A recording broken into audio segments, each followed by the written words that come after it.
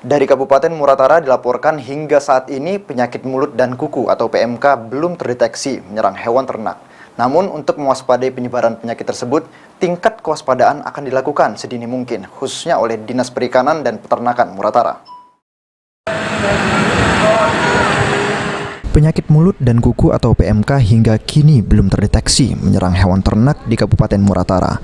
Meski demikian, pemerintah daerah melalui Dinas Pertanian dan Perikanan Muratara terus mewaspadai penyebaran penyakit tersebut agar tidak menjangkit.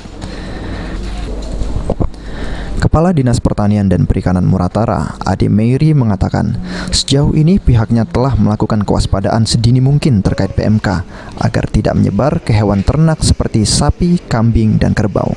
Hari ini kita belum mendapatkan laporan adanya kasus PMK. Cuman yang perlu kita antisipasi itu adalah karena sudah ada katanya yang di Musyawarah Semolinggau, walaupun belum pasti karena sampel masih dikirim ke lab apakah benar itu PMK. Jadi sekarang kita masih menunggulah hasil yang itu ya kan. Mudah-mudahan itu juga bukan PMK. Antisipasinya mungkin untuk ternak yang ada di Muratara?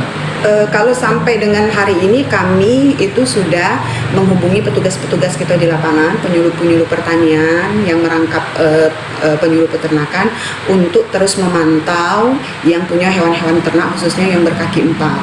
Kalau memang didapat misalnya kasus, cepat melakukan laporan ke dinas supaya kita cepat melakukan antisipasi seperti apa. Jadi kalau untuk peternak-peternak itu lebih ke sterilisasi kandang lah ya, agar sanitasi kandangnya harus lebih dijaga untuk tidak terjadi penularan yang cepat dari kasus PMK ini. Jika nantinya ditemukan kasus PMK, Ade Meiri menghimbau kepada pemilik ternak untuk dapat mengisolasi ternak sehingga memberikan penanganan khusus kepada ternak maupun sterilisasi kandang. Adi Arianza, PAL TV.